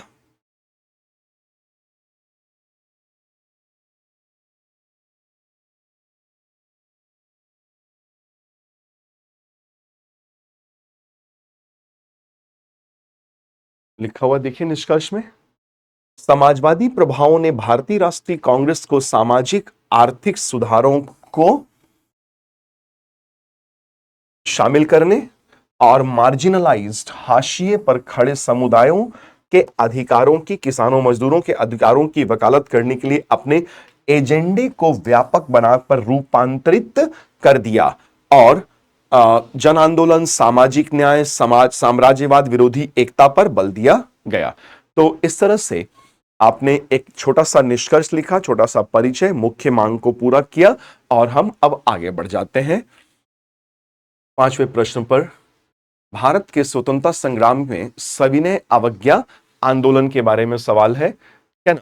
सविनय अवज्ञा आंदोलन 1930 से 1934 के उद्देश्य और परिणामों का विश्लेषण करना है। उद्देश्यों और परिणामों का विश्लेषण करना है, तो ये जटिल तो प्रश्न नहीं है, ठीक है। देखिए, प्रश्न की मुख्य मांग है उद्देश्यों का विश्लेषण कर देना है, और दूसरा इसके परिणाम। तो परिणाम तो दो तरीके से आते हैं, सकारात्मक परिणाम और नकारात्मक परिणाम। तो इस प्रश्न का उत्तर देखिएगा कि सेंट्रल थीम सविनय अवज्ञा आंदोलन है। इसका एक संक्षिप्त परिचय देना है कि सविनय अवज्ञा आंदोलन भारत के स्वतंत्रता संग्राम का एक महत्वपूर्ण हिस्सा था, या गांधीवादी जन आंदोलनों का एक महत्वपूर्ण हिस्सा था, और इसका उद्देश्य अहिंसक प्रतिरोध के माध्यम से ब्रिटिश सत्ता को न केवल चुनौती देना, बल्कि ब्रिटिशर से सत्ता लेकर के भारतीयों को अपने हाथों में लेना था। इस आंदोलन का महत्व लाखों लोगों को संगठित करने में था, औपनिवेशिक शासन को बाधित करने और संप्रभुता के लिए भारतीय मांगों को मुखर करने की इसकी क्षमता में निहित है। तो सविनय अवज्ञा आंदोलन सेंट्रल थीम है, उसका परिचय दे दीजिए। उसके बाद मुख्य मांग, प्रश्न की उद्देश्य है।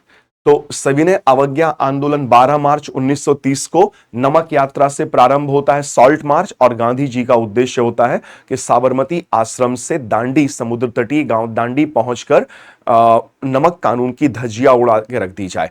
तो साबरमती आश्रम के 78 सहयोगियों को महात्मा गांधी लेते हैं और चल देते हैं साबरमती से दांडी, गुजरात के नवसारी जिले में। वहां पहुंचते हैं 6 अप्रैल 1930 को, मुट्ठी भर नमक उठाते और नमक उठा करके नमक कानून की धज्जियां उड़ा करके रख देते हैं, जो कि उद्देश्य था, ठीक है। तो नमक कर को समाप्त करना ये उद्देश्य है, और हर उस कर को समाप्त करना जो भारतीयों का खून चूस रहा था, क्योंकि गांधी जी ने स्पष्ट बोला, पानी से बाहर नमक नाम की कोई चीज होती ही नहीं है। पानी से बाहर नमक नाम की कोई चीज होती नहीं है जिस पे कर लगा करके, भारी भरकम कर लगा करके सरकार लाखों लोगों को भूखा नंगा छोड़ सके, लाखों लोगों को मार सके। तो इसमें सविनय अवज्ञा आंदोलन में बहिष्कार का जबरदस्त नारा दिया गया। इतना सशक्त बहिष्कार हुआ कि अंग्रेज जो भारत में एक्सपोर्ट करते थे, इस समय अंग्रेजों का भारत में होने वाला निर्यात 50% से गिर गया था। तो जब इतना सशक्त बहिष्कार होगा तो स्वदेशी वस्तुओं को तो हर हालत में बढ़ावा मिलेगा ही मिलेगा। तो बहिष्कार के साथ सदैव जुड़ा होगा स्वदेशी। इसके अतिरिक्त देखिए कि हर उस न केवल नमक कानून को समाप्त करना इसका उद्देश्य है, हर उस कानून को समाप्त करना जो दमनकारी हो और जो भारतीयों का शोषण कर रहा हो। ठीक है ना। फिर लक्ष्य, अब देखिए लक्ष्य है अब पूर्ण स्वतंत्रता की प्राप्ति। जब असहयोग आंदोलन प्रारंभ किया गया था 1 अगस्त 1920 को, तो उसका उद्देश्य था स्वराज, 1 वर्ष के भीतर स्वराज मिल जाएगा, स्वराज ना कि पूर्ण स्वराज।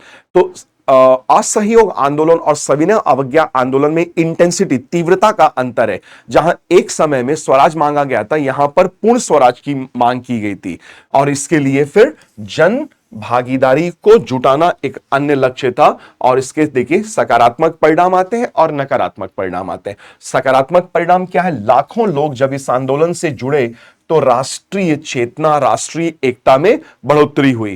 राष्ट्र के आंदोलन को, यह सशक्त जन आंदोलन था, तो राष्ट्रीय आंदोलन को मजबूती मिली। ठीक है, पंडित जवाहरलाल नेहरू, सरदार वल्लभ भाई पटेल जैसे व्यक्तित्व तो उभरे और इन्होंने बड़े पैमाने पर जन समर्थन प्राप्त किया। इसके अलावा अंतरराष्ट्रीय जागरूकता भी मिला, अंतरराष्ट्रीय जागरूकता आई, क्योंकि अंतरराष्ट्रीय स्तर पर भारत के मुद्दों को जगह मिली। और इसी समय सविनय अवज्ञा आंदोलन के दौरान एक अमेरिकी पत्रकार थे, वेब मिलर। तो वेब मिलर एक स्वतंत्र पर्यवेक्षक रिपोर्टर होते थे, जो दुनिया भर में घूम घूम कर जन आंदोलनों पर लिखा करते थे। और उनके लिखनी में फिर जब ये मुद्दे आए तो पूरे दुनिया भर में ये सब बातें फैली और दुनिया भर से भारतीयों को जन समर्थन प्राप्त हुआ और अंग्रेजों की बड़ी थू थू हुई कि अंग्रेज बताओ इंडिया में ऐसा गलत काम कर रहे हैं। ठीक है, और इसी समय चूंकि बातचीत का भी रास्ता खुला रखा गया था और वायसरॉय इरविन और महात्मा गांधी के बीच में बातचीत हुई और एक समझौता हुआ 5 मार्च 1931 को, जिसको गांधी इरविन पैक्ट बोला जाता है, जिससे गांधी जी ने कई मांगे वायसरॉय के सामने रखी और वायसरॉय ने उन मांगों को स्वीकार किया। और फिर गांधी जी उसके बदले में द्वितीय गोलमेज सम्मेलन में भाग लेने इंग्लैंड गए। ठीक है, और इसमें कई सारे राजनीतिक कैदियों की रिहाई करवाई गई और दमनकारी उपायों में ढील दी गई थी। ठीक है, महिलाओं की सशक्तिकरण का भी प्रयास किया गया और सरोजनी नायडू जैसे नेत्री जो थी स्वतंत्रता संग्राम में, इन्होंने महत्वपूर्ण भूमिका निभाया। इसके अलावा नकारात्मक परिणाम भी निकल के आए कुछ, जैसे सरकार को एक मौका मिला कि दमन और हिंसा पे उतारू हो गई, और जब दमन और हिंसा किया सरकार ने तो इससे जनधन की कुछ हानि भी अवश्य हुई। कुछ लोग शहीद हुए और कुछ लोगों घायल हुए, पैसे की भी हानि हुई लोगों की। हड़ताल कराया गया, तो जब हड़ताल कराएंगे, फैक्ट्रीज बंद होंगे, कारखाने बंद होंगे, तो श्रमिकों की आजीविका पर भी तो असर पड़ेगा ना। आर्थिक व्यवधान उत्पन्न होगा, आर्थिक व्यवधान। ठीक है, बहिष्कार करने के कारण दुकानों पे असर पड़ेगा, कारखानों पे असर पड़ेगा और अंत में जिससे श्रमिकों की आय भी प्रभावित होगी। ठीक है, आंतरिक विभाजन भी देखने को मिला कि आंतरिक विभाजन का मतलब थोड़ा मतभेद हुआ आपस में, क्योंकि कुछ लोग ये कह रहे थे कि गांधी जी को वायसरॉय इरविन के साथ समझौता नहीं करना चाहिए था, इससे सविनय अवज्ञा आंदोलन कमजोर पड़ा। लेकिन गांधी जी को पता था कि उन्होंने क्या किया था, वो बहुत सोच समझ के कर रहे थे। तो कुछ अस्थायी स्तर पर बाधाएं उत्पन्न हुई, लेकिन सविनय अवज्ञा आंदोलन मूल रूप से अपने उद्देश्यों की प्राप्ति में सफल रहा। तो लास्ट में आपको लिखना होगा एक निष्कर्ष कि सविनय अवज्ञा आंदोलन का भारत के स्वतंत्र संग्राम पर गहरा असर पड़ा, जिससे राष्ट्रीय एकता, अंतर्राष्ट्रीय जागरूकता और राजनीतिक लाभ में महत्वपूर्ण मील का पत्थर प्राप्त किया। हालांकि इसमें नेगेटिव भी आ रहा है थोड़ा, दमन, आर्थिक व्यवधान और आंतरिक विभाजन सहित चुनौतियों का सामना अवश्य करना पड़ा, लेकिन ये अपने उद्देश्यों की प्राप्ति में सफल रहा। तो अंत जब करिएगा तो सकारात्मक तरीके से करिएगा, सकारात्मक, थोड़ा सा नकारात्मक, फिर लास्ट में द एंड जब करेंगे तो पॉजिटिव तरीके से करना होगा आपको। इसके बाद है INA, आजाद हिंद फौज, इंडियन नेशनल आर्मी की स्थापना के लिए कौन से महत्वपूर्ण कारक जिम्मेदार थे? कारकों पर सवाल पूछा गया, कौन से महत्वपूर्ण कारक जिम्मेदार थे? सुभाष चंद्र बोस के नेतृत्व में इसके विकास और इसके प्रभाव, ब्रिटिश शासन पर इसके प्रभाव। तो देखिए कई चीजें हैं। आईएनए सेंट्रल थीम है आपका, आईएनए जिसपे आप परिचय देंगे। कारक कौन से जिम्मेदार थे स्थापना के लिए? तो स्थापना के तीन पक्ष हो रहे हैं, देखिए मुख्य भाग के। स्थापना के कारक, इसका विकास और शासन, ब्रिटिश शासन पे इसका प्रभाव। ठीक है, 15 मार्क्स के क्वेश्चंस हैं। तो प्रश्न की मुख्य मांग है कि गठन के लिए कारक, कौन कौन से कारक जिम्मेदार थे? तो सुभाष चंद्र बोस के नेतृत्व में इसका विकास और फिर ब्रिटिश शासन पर इसका अंतिम प्रभाव, तीन पक्ष हैं। तो सेंट्रल थीम है आपका भारतीय राष्ट्रीय सेना या आजाद हिंद फौज, बोलिए आईएनए। इसका परिचय दिया आपने, थोड़ा सा परिचय दे दीजिए। और परिचय देने के बाद प्रमुख कारक जिम्मेदार, गठन के लिए जिम्मेदार, पहला मुख्य भाग का पहला पार्ट, आईएनए के गठन के लिए जिम्मेदार मुख्य कारक। तो मुख्य कारक क्या है? ब्रिटिश शासन से असंतोष, ब्रिटिश शासन से असंतोष और विशेष तौर पे सैनिकों में असंतोष था, चाहे वो आईएनए के सिपाही हो या RIN royal Indian navy mutiny 1946 का हो। उसका एक बड़ा कारण, दोनों का ही एक बड़ा कारण है सैनिकों में ब्रिटिश शासन से असंतोष। फिर राष्ट्रीय आंदोलन का सैनिकों के मध्य बढ़ता हुआ प्रभाव बड़ी संख्या में। ठीक है, भारत छोड़ो आंदोलन का तात्कालिक प्रभाव पड़ रहा था सैनिकों पर। और देखिए इसी समय द्वितीय विश्व युद्ध चल रहा था और जापान और जर्मनी इंग्लैंड के विरुद्ध लड़ रहे थे। ठीक है, तो जापान और जर्मनी जब इंग्लैंड के विरुद्ध लड़ रहे थे तो उस समय सुभाष चंद्र बोस ने यह आइडिया लगाया कि इंग्लैंड के विरुद्ध हम जापान और जर्मनी, इटली की मदद ले सकते हैं। और मदद मिली भी, और उन्हीं की मदद से सुभाष चंद्र बोस पहुंचते हैं जापान, सिंगापुर, और वहां आजाद हिंद फौज की कमांड अपने हाथ में ले लेते हैं। यद्यपि कि आजाद हिंद फौज पहले ही कैप्टन मोहन सिंह और रास बिहारी बोस बना चुके थे। तो यहां पे ध्यान रखिएगा कि सुभाष चंद्र बोस ने आईएनए बनाया नहीं, हां उसमें सैनिकों की संख्या में कई गुना, 5-6 गुना वृद्धि आवश्यक की थी। तो जापान से समर्थन मिला।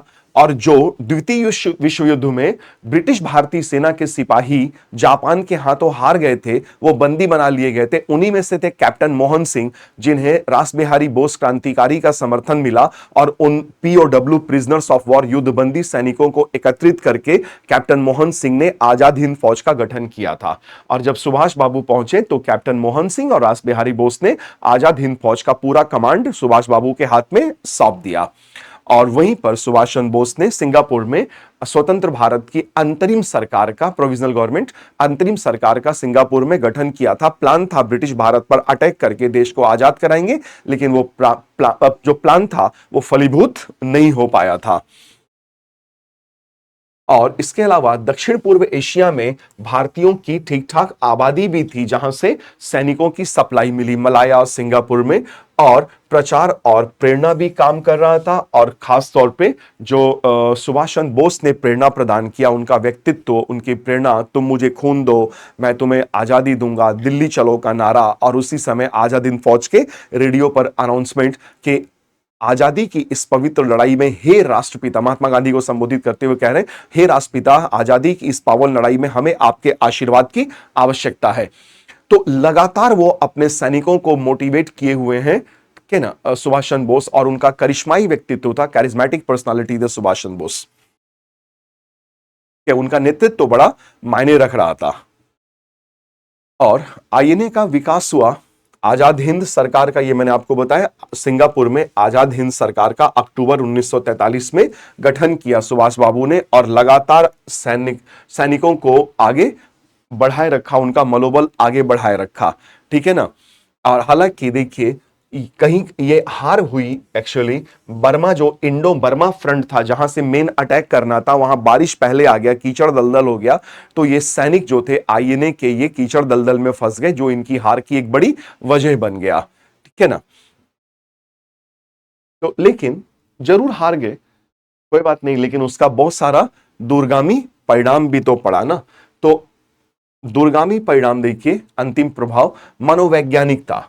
मनोवैज्ञानिक प्रभाव, अंग्रेजों पर जबरदस्त दबाव पड़ा। अब उनको लगने लगा था कि सैनिकों पर से उनका लगातार नियंत्रण छूटता जा रहा था, तो अब शीघ्र अतिशीघ्र देश को आजादी, भारत को आजादी देनी ही होगी। ठीक है। और जब आजाद हिंद फौज के सैनिक लोग पराजित हुए और लाल किले पे लाया गया, उन पर मुकदमा चलाया गया, तो पूरा देश उससे एजिटेट हुआ, हिल गया और राष्ट्रीय आंदोलन को और ज्यादा मजबूती प्रदान की गई। तो अब, और इसके अलावा देखिए, अब अंग्रेजी सरकार भारतीय सिपाहियों की निष्ठा पर भरोसा नहीं कर सकती थी, क्योंकि आईएनए में उन्होंने देख लिया और फिर RIN में आगे चल के देखा, रॉयल इंडियन नेवी में, तो उनका विश्वास अब कम होता जा रहा था, निष्ठा पर संदेह करने लगे थे। और ये हमारे लिए अच्छा था। और ये इसका ये भी एक असर था कि शीघ्र अतिशीघ्र आजादी प्राप्त करने में मदद मिली, और सुभाष चंद्र बोस की प्रेरणादायक विरासत आज भी हमें प्रेरित कर रही है। फिर सैन्य पुनर्गठन, जब ये सब हुआ तो सरकार ने, ब्रिटिश गवर्नमेंट ऑफ इंडिया ने सैन्य पुनर्गठन किया। युद्ध के बाद अंग्रेजों को भारत में औपनिवेशिक प्रशासन और सैन्य भर्ती के लिए अपने दृष्टिकोण का पुनर्मूल्यांकन करना पड़ा कि अब वे भारतीय सैनिकों पर भरोसा नहीं कर सकते थे, एडमिनिस्ट्रेटर पे भरोसा नहीं कर सकते थे। इसके अलावा जनता की राय और जनता का समर्थन भी बड़ी संख्या में हमें प्राप्त हुआ राष्ट्रीय एकता को मजबूत करने में, है ना। और पंडित नेहरू और महात्मा गांधी जैसे नेताओं ने INA का खुलकर समर्थन किया था। ठीक है। और लास्ट में आपको एक संक्षिप्त परिचय देना होगा कि सुभाष चंद्र बोस के नेतृत्व में INA ने ब्रिटिश शासन को चुनौती देकर और राष्ट्रवाद को प्रेरित करके भारतीय स्वतंत्रता आंदोलन को महत्वपूर्ण रूप से प्रभावित किया। इनकी विरासत स्वतंत्रता प्राप्त करने के लिए आवश्यक प्रतिरोध और दृढ़ संकल्प को रेखांकित करती है, जो भारत की एकता और प्रगति के लिए एक मार्गदर्शक शक्ति के रूप में कार्य करती है और कर रही है। तो सकारात्मक तरीके से आपने इसका द एंड किया। और फिर एक सवाल है, क्रांतिकारियों से संबंधित है। 1905 से लेकर के 1919 तक बंगाल और पंजाब के बीच, बंगाल और पंजाब दो क्षेत्र के बीच क्रांतिकारी गतिविधियों में अंतर पर चर्चा और उनसे संबंधित प्रेरणा और रणनीति। अंतर, ठीक है, प्रेरणा और रणनीति क्रांतिकारियों के मध्य, कहां के, पंजाब और बंगाल के। ठीक, इस पे चर्चा करना है। तो संक्षिप्त परिचय कि क्रांतिकारी गतिविधियां हैं आत्म उत्सर्ग, आत्म बलिदान, देश के लिए कुछ भी कर गुजरने की जिजीविषा और शहादत का रास्ता, अपने मातृभूमि के लिए अनन्य प्रेम और देश को आजाद कराने का सपना, जिसके तहत फांसी के फंदे को चूम करके गले में डाल करके खुद से शहादत का रास्ता हासिल कर लेते थे, अख्तियार कर लेते थे। और राष्ट्रीय आंदोलन में महत्वपूर्ण भूमिका निभाई, देश को आजाद कराने में अत्यधिक महत्वपूर्ण भूमिका का निर्वहन किया। एक छोटा सा संक्षिप्त परिचय आपको देना होगा, और परिचय देने के बाद, ठीक है, तुलनात्मक अध्ययन करना है चूंकि इसमें ना, तो अंतर फाइंड आउट करने, अंतर ढूंढने हैं। तो बंगाल की तरफ अगर हम देखेंगे तो बंगाल के विभाजन पर प्रतिक्रिया, तो जब बंगाल का विभाजन हुआ तो उसके विरुद्ध प्रतिक्रिया क्या आई। बंगाल में प्राथमिक प्रेरणा 1905 में बंगाल के विभाजन के विरोध था, जिसे अंग्रेजों द्वारा फूट डालो और राज करो की नीति के रूप में देखा जा रहा था। उदाहरण के लिए अनुशीलन समिति का गठन, युगांतर समिति का गठन, इन्होंने बंगाल प्रांत के सांप्रदायिक आधार पर, भाषाई आधार पर विभाजन का प्रतिरोध किया और एकीकृत बंगाल चाहते थे कि बंगाल को बांटने नहीं देंगे। बटा वो एक अलग बात है, लेकिन यहां पे प्रयास इन लोगों ने किया। पंजाब, यहां ब्रिटिश दमन है, ब्रिटिश दमन का प्रभाव ज्यादा नजर आ रहा है, तो पंजाब में इनकी प्रेरणा अंग्रेजों द्वारा किए गए कठोर दमन से उपजी थी, जिसमें रॉलेट एक्ट और जलियांवाला बाग हत्याकांड सम्मिलित थे। उदाहरण के लिए 1919 का जलियांवाला बाग हत्याकांड, जिसमें ब्रिगेडियर जनरल डायर ने अमृतसर के जलियांवाला बाग में खुलेआम गोलियां चलाने का निर्दोष और निहत्थे लोगों पर आदेश दिया था, और अंग्रेजी आंकड़ों के अनुसार 379 भारतीय शहीद हो गए थे। तो यहां पे कारक अलग है और यहां पे कारक, बंगाल में कारक अलग है। इसके अतिरिक्त बंगाल में अंतरराष्ट्रीय क्रांतिकारी विचारों का प्रभाव, समाजवादी विचारों से प्रेरित है, अरविंदो घोष से प्रेरणा ले रहे हैं, रूस की क्रांति, सशस्त्र संघर्ष की वकालत। इधर पंजाब में जो प्रेरणा मिल रही वो कृषि संकट से, आर्थिक शोषण से, अनुचित भू राजस्व नीतियों सहित आर्थिक शोषण और कृषि संकट से प्रेरणा मिल रही है, ठीक है ना। उच्च कर, लगान की बहुत ज्यादा दरें, भूमि का किसानों के हाथ से निकलते जाना, और उधर 1913-14 में कनाडा और अमेरिका में रह रहे प्रवासी भारतीय सिख लोग जिन्होंने गदर आंदोलन किया था, वहां से प्रेरणा मिल रही थी। इसके अलावा बंगाल में सांस्कृतिक पुनर्जागरण और राष्ट्रवाद चल रहा था, जो अभी हम लोगों ने चर्चा की थी। और इधर पंजाब में भूमि संकेंद्रण की, भूमि किसानों के हाथ से निकल निकल करके लैंडलॉर्ड्स के हाथों में, भूपतियों के हाथों में जा रही थी, ठीक है ना। और इससे क्रांतिकारी विचारधारा का जन्म हो रहा था। तो बंगाल में क्रांतिकारी विचारधारा सांस्कृतिक पुनर्जागरण की वजह से आ रहा है, और पंजाब में क्रांतिकारी विचार वो भूमि के किसानों के हाथ से निकलने के कारण उपज रहा है। फिर बंगाल में गुप्त समितियों का गठन किया गया, जैसे अनुशीलन और युगांतर समिति। विस्फोट किया गया, अंग्रेजों को मारने का प्रयास किया गया। पंजाब में बाहर से समन्वय स्थापित करने का प्रयास किया जा रहा है। गदर आंदोलन से समन्वय और प्रेरणा ली जा रही है। इसके अलावा बंगाल क्रांतिकारियों में विचारों पर बल दिया जा रहा है। पर्चे छापना, पर्चे बांटना, पुस्तक और समाचार पत्र पढ़ना, वंदे मातरम जैसे नारे लगाना, ठीक है ना। और इधर पंजाब में चाह रहे हैं कि प्रत्यक्ष सशस्त्र विद्रोह करके अंग्रेजी राज को पलट दिया जाए, उखाड़ के फेंक दिया जाए, इधर चल रहा है। तो इसीलिए गदर षड्यंत्र से प्रेरणा ले रहे हैं। और बंगाल में कई क्रांतिकारी सशस्त्र और अहिंसक प्रतिरोध के लिए कांग्रेस में भी सम्मिलित होते हैं। इधर पंजाब में सामुदायिक समर्थन नेटवर्क की स्थापना की जाती है, मतलब समर्थन नेटवर्क दिया, आश्रय दिया जा रहा है, भोजन उपलब्ध करा रहे हैं लोग, और लोग क्रांतिकारियों को सूचनाओं का आदान प्रदान कर रहे हैं ताकि ब्रिटिश अधिकारियों से उन्हें बचाया जा सके और वे अपना अभियान जारी रख सकें। और लास्ट में एक संक्षिप्त निष्कर्ष लिखना होगा, और फिर यह हमारा आज का सेशन आप कंक्लूड कर लेंगे। तो 1905 से 1919 तक बंगाल और पंजाब में क्रांतिकारी गतिविधियां भारत के स्वतंत्रता संग्राम में विशिष्ट किंतु समान रूप से महत्वपूर्ण, ध्यान दीजिएगा, योगदान दोनों का, दोनों पक्षों का योगदान अपनी अपनी जगह पे एकदम बराबर है। इसमें आप कम और ज्यादा करके नहीं आंक सकते हैं। जैसे महात्मा गांधी और भगत सिंह या सुभाष चंद्र बोस या नेहरू जी का, इसमें आंदोलन को ना ऊंचा नीचा करके नहीं देखा जाता है कि किसका ज्यादा है किसका कम है। हर व्यक्ति अपने अपने तरीके से देश की आजादी के लिए योगदान कर रहा था। तो इन क्रांतिकारियों ने भी योगदान दिया, यद्यपि कि वो अलग अलग क्षेत्र से संबंधित थे। तो 1905 से 1919 तक बंगाल और पंजाब में क्रांतिकारी गतिविधियां भारत के स्वतंत्रता संग्राम में विशिष्ट किंतु समान रूप से महत्वपूर्ण थी। जहां बंगाल सांस्कृतिक राष्ट्रवाद और गुप्त समितियों से प्रेरित था, वहीं पंजाब आर्थिक संकट और प्रत्यक्ष विद्रोहों गदर से प्रेरित था। दोनों क्षेत्रों में विशिष्ट रणनीति अपनाई गई जिसने व्यापक स्वतंत्रता आंदोलन में महत्वपूर्ण योगदान दिया तथा स्वतंत्रता संघर्ष के भीतर विविध दृष्टिकोणों पर प्रकाश डाला।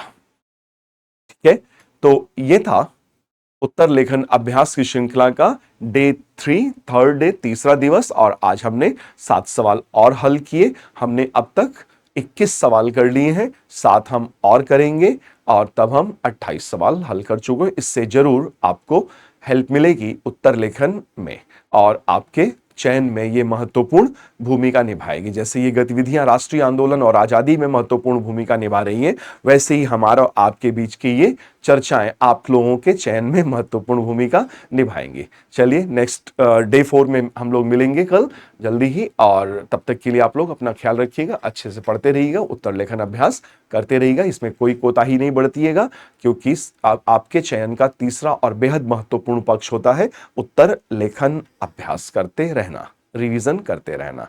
चलिए बहुत बहुत धन्यवाद। Thanks so much, thanks for attending this session.